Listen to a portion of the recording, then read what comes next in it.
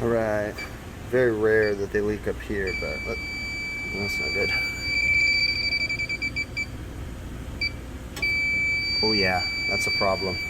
So there's refrigerant lines all in this rail. These rails right here. And oh yeah, that's not good. This video is brought to you by Sporlan. Quality, integrity, and tradition.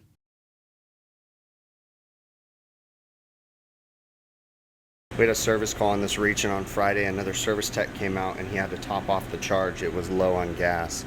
It came out Monday morning and we're going to do a leak search on it. So we got 1, 2, 3 coils. We got 2 pan chillers and then we got 2 coils on the other side.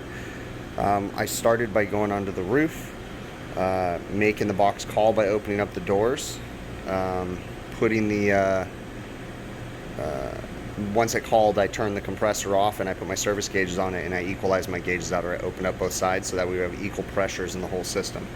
So the thing is full of food. It wasn't really a scheduled thing. I didn't plan on doing this today. So I'm going to go ahead and pull the food out one section at a time, do a leak check real quick, put it back in and knock it out all the way through. Alright, let's get in here. I don't think it's going to be in this one. I'm using the D-Tech Select. Alright. This coil doesn't look to be in too bad a shape. Nope.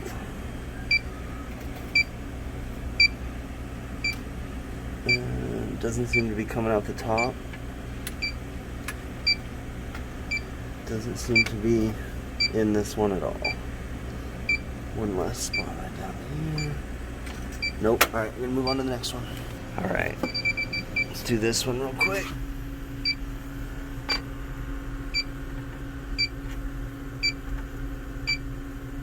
This is a new coil. I don't think the problem's gonna be over here.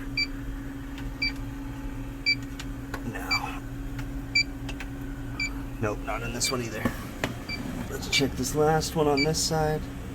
This one doesn't look bad either. All these coils look fairly new and I vaguely remember changing them. Looks like, yeah, 72120 is when we changed it.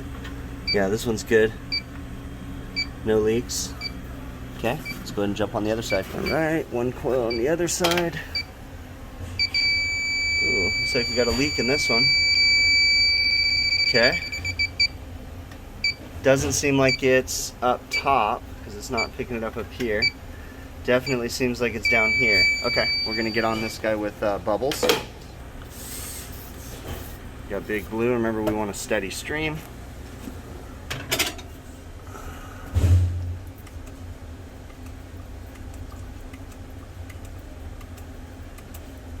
TXV looks very suspect. Oh yeah, it's on the back of the coil. Big old guy back there. Oh yeah, that whole back. Hell, even the front of the coil is leaking like crazy. Okay, so that's one leak. That's a pretty big one too. So this isn't anything I would try to fix because it's literally the whole return bend is just disintegrated on both of them, right here and right here. It's like going super crazy. Let's get some more bubbles on there, see if it make bigger leaks.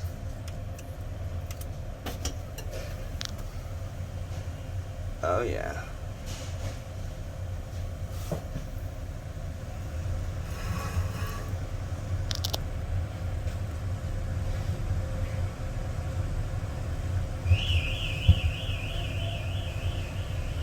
This one looks like it's pretty corroded too. Let's see what we got here. I'm surprised it's not picking nothing up. This thing's in really bad shape.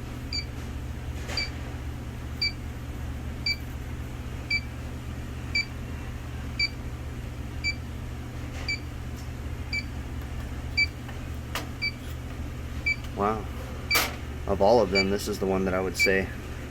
I guess the other one that already has leaks would probably be the worst, but this one's the second worst, for sure.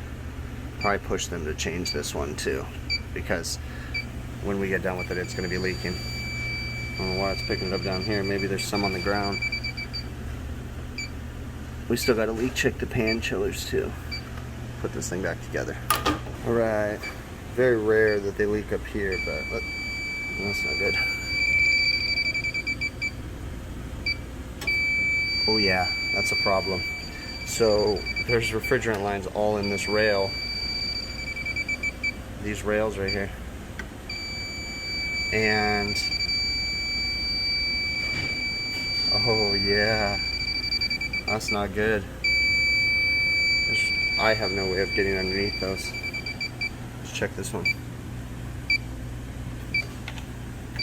So this one's not leaking.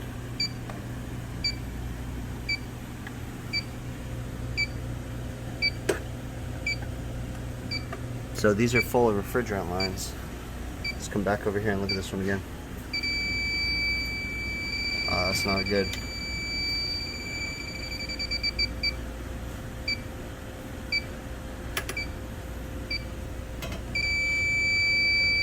Yep.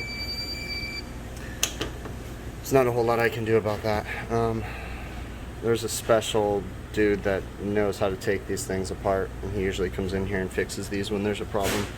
You gotta pull this whole top off, and I have no interest in doing it. All right. I mean, I don't see much. It doesn't look, the condenser doesn't look bad. Look in here where it could have been smashed from the condenser fan motor, people changing it out. Doesn't seem like there's a problem there. Let's go to the other side.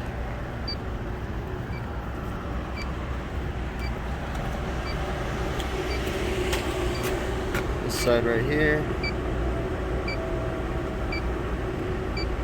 I don't see any weird signs of oil. Nothing, nothing. This thing usually would pick it up by now. Let's go down to the pressure control. Nothing, nothing. Compressor valves look okay. A little bit of lint on that one, but it doesn't look horrible. Don't see anything there.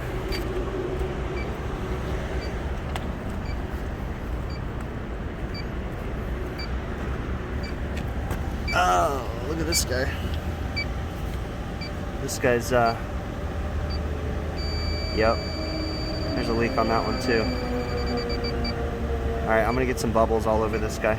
I don't like to take anything off. I don't like to disturb anything because I want to prove the leak. So we're gonna spray some Big Blue all over this guy and see where it bubbles out at.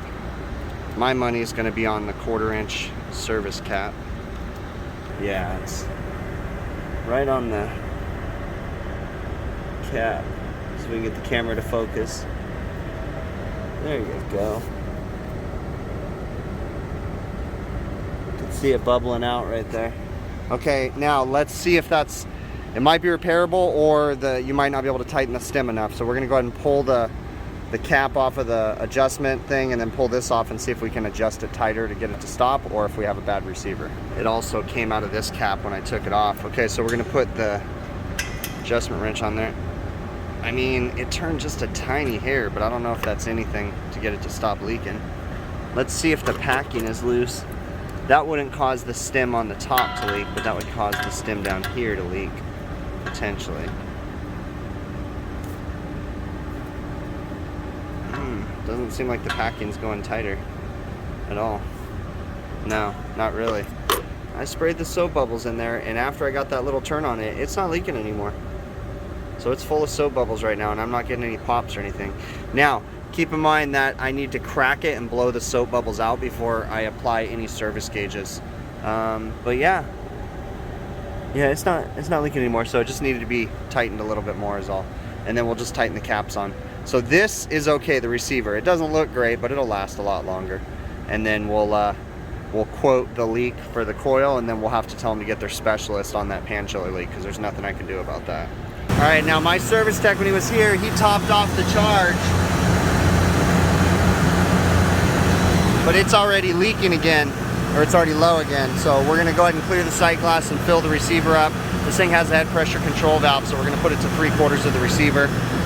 They're gonna have to get their guy to fix that leak in the pan chiller, and we're gonna have to change that coil quick. So So I'm gonna top it off real quick. All right, I topped off the charge, and what I did was I added refrigerant until my receiver was at the maximum fill, okay? 3/4 of a fill. Now, in a perfect world, this is a copper tube and fin condenser coil. We use the Sporlan 90-30-1 method to properly add the winter charge. But there's a flaw in that method in that it can be difficult at certain times when you're a servicer out in the field to know how low the refrigerant is, okay? So it can be a problem.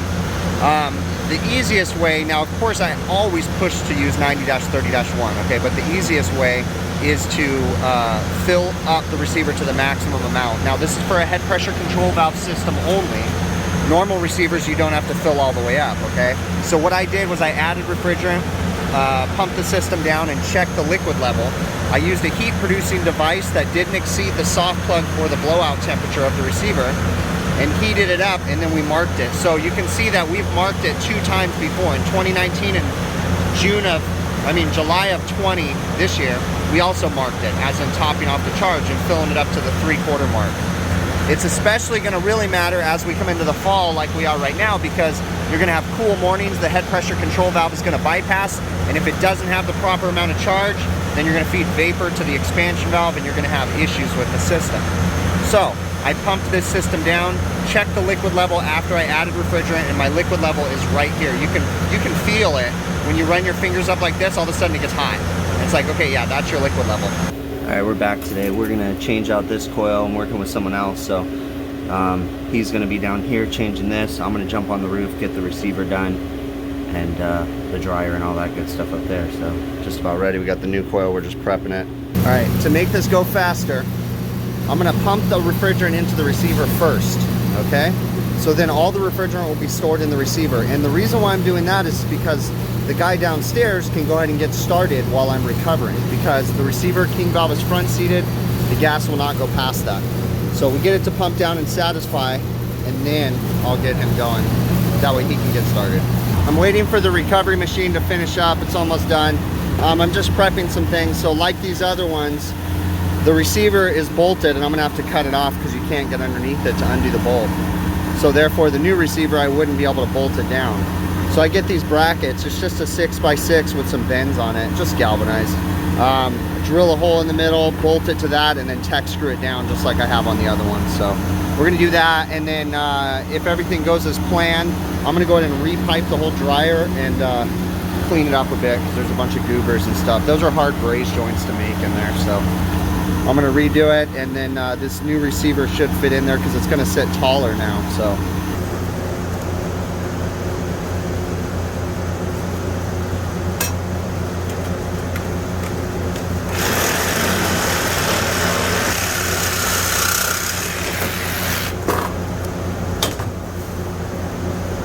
Okay, we got the receiver out. Now we got to get on the pipe and everything. But I just realized that I don't have a 1/2-inch bolt or nut for that. So I got to go get one. But we're going to kind of get this ready. I'll get it mocked up and maybe brazed in, and then I'll come back and do the 1/2-inch nut. All right, I got it all mocked up and ready to go. I'm going to pull the receiver out and make this braze joint because it's an upside down weld. This one will be easy. And then, yeah, everything's in there. So we're looking good. I'm waiting on someone to bring me the nut for the bottom of this receiver right now. But yeah, I'm gonna go ahead and get this guy prepped and start brazing. All right, I'm purging with nitrogen on the other side. I got some flux on this guy. We're gonna do some silver solder, and then we'll do this braze joint with Silphos, and then we'll do this braze joint right here with Silphos, and then just nylog up the flares, and we'll be good to go. All right, we're just mounting the solenoid valve. We got the coil installed, so all is well. We'll get back up on the roof. All right, got the vacuum pump on there. Made use of the new 90 fittings. I got some new 90 fittings, and I got rid of those aluminum clamps. I got all stainless steel clamps. Super nice on this True Blue hose kit. All right, remember, this thing is not going to pull a perfect vacuum because we still have a leak downstairs, and the customer knows that. They have a specialist, and they wanted to come after us. I tried to get them to come, you know, before us, but they didn't want to, so it is what it is. I can only do what the customer wants me to do. So we're just going to pull the best vacuum we can, try to get it below 1,000 microns. Yeah, and that's it. We are charging, but when I charge, I do this a lot. I like to charge into the receiver with the king valve closed, so that way I control the flow of refrigerant through the system. So I've got the king valve closed at the receiver, purged all the lines, all that good stuff, and we're just dumping refrigerant into the receiver right now. So we've got 8 pounds in there, and it's just stopping at the receiver. So it's basically between the high side and the compressor and the receiver all the way through the condenser. The low side, that's not an accurate number because I still have this ball valved off right here. So I've got power to this compressor so that way solenoid valves are open and stuff, so I basically still got the low side. If there was 173 PSI, the compressor would be running from the low pressure control. So it looks like we're kind of stabilizing out at about 8 pounds, 10 ounces slowly. So I'm gonna go ahead and close this off, and then we'll charge the rest in through the low side. Okay, do the next guy a favor and mark the liquid level when you're all done. I ended up adding a little bit more refrigerant and maxing out the liquid level on this guy and marked it, right? And you can clearly see how it's more yellow right here, and then it changes color to like a red tone right here. You can clearly feel it with your fingers too, where the liquid level's at. All right, when all was said and done, I gave the customer a quote to repair the system. I told them, you know, we have one leaking coil, we have a leaking pan chiller, we have a receiver that's in bad shape, but it is okay.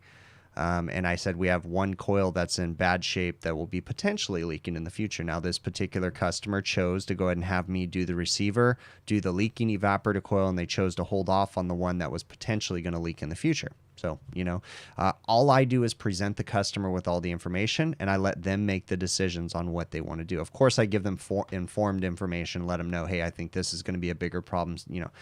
When I told them about the receiver, I said, look, it had a leak. I was able to mechanically repair it, but it's rusted out, it's in bad shape, and they chose to go ahead and have me do it, okay? Now, unfortunately, I wanted to get the brazing process and stuff, but the camera angles just weren't correct on this one, so didn't work out to get the brazing on that. Now, I did have another service technician there with me that day, so I had him changing the evaporator coil, which those things are just super easy. You just cut out the old one, braze in the new one, call it a day. I spent more time on the roof just making the receiver fit right, repiping, getting rid of all that ugly brazing inside there. Now, I was the person that brazed half that stuff in there. It's just those are awkward braze joints, you know, being able to get in there. So when given the opportunity, I repiped it, made it all clean, you know, made it nice and neat.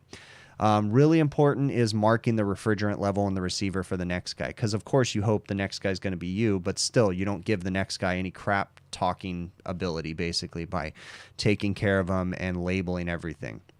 I kind of talked a little bit about the refrigerant charge. Okay, the factory on this particular box actually tells you the factory recommended refrigerant charge, but because, well, a couple different reasons. Sometimes if you have that information, it's super easy because you don't have to calculate the flooded charge, right? If you ever just use the factory charge, definitely mark the liquid level so that way the next guy knows he doesn't have to fill it all the way up. You know, it makes it easy, right? Now, in this situation, remember, that system still had a refrigerant leak in that pan chiller. So I knew that it was going to be leaking until the other company came out and fixed their part.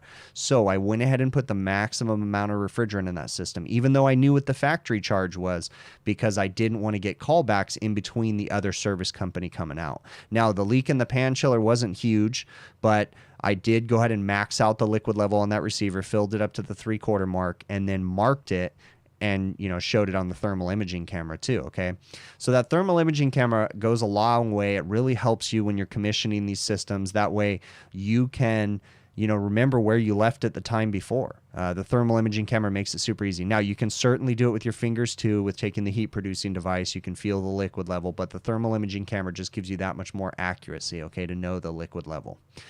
Keep in mind too, the reason why the thermal imaging camera works is because you have liquid and vapor in that receiver, and by taking a heat producing device that doesn't exceed the blowout temperature of the receiver and waving it up and down the receiver, you're actually heating up the vapor portion, because the liquid is absorbing the heat, but the vapor doesn't absorb the heat very well, so you can clearly see the temperature difference. And that's why I showed on the thermal imaging camera, you know, this is the vapor level essentially. So we know that there was 3/4 pumped down liquid level, and then there was extra room of vapor for expansion. Okay, you don't ever want to overfill that thing, because then you could have a catastrophic failure. The soft plug blows out or something like that. Okay, you got to give that room, or give that receiver room for expansion in the really, really hot days in case it's pumped down or something like that. You don't want anything exploding. Okay, now Of course, I wasn't able to pull a perfect vacuum, and there's times that that stuff happens. You just got to kind of learn to deal with it, okay? Gave the customer all the information. They went ahead and had their other service company come out that specialized in taking that pan chiller apart, and he went ahead and fixed that, or at least I think he did, because I haven't been back there since. And this video was actually filmed a couple months ago. But everything went well. Really nothing crazy to say about that job, okay? Now, please, if you guys are interested in supporting the channel, the easiest way to support the channel is to simply watch these videos to this point. You guys are already watching this. You're listening to me say it. Thank you guys so very much, okay? There's a couple different other methods. If you're interested in purchasing merch, I have merch available at hvacrvideos.com. I got beanies, I got hats, I got the original Big Picture Diagnoses t-shirt design. I have a new flag t-shirt design, and then I also have zip-up hoodies available. So definitely check that out if you guys are interested. If you're also interested in supporting another methods, you could become a Patreon patron. You could become a YouTube channel member, and also you guys can support the channel by purchasing tools. If you're interested in purchasing tools, check out TrueTechTools.com, and if you like what they have, you can enter my offer code on checkout to save 8% on your order. My offer code is big picture, one word, and that'll save you 8%. And if you guys know what you're going to purchase from True Tech Tools, you can shoot me an email and I can generate an affiliate link that'll actually give me a little bit more of a benefit. So if you guys are so interested, okay? Really appreciate you guys making it to the end. Remember, I do live streams Monday evening, 5 p.m. Pacific on YouTube on this channel, and then also Friday evenings about 6:05 p.m. I go live with the HVAC Overtime YouTube channel with my buddies, and we just kind of usually have a beer, talk about the week, and kind of chill out. So there'll be links in the show notes of this video. I really, really appreciate you guys, and we will catch you on the next one.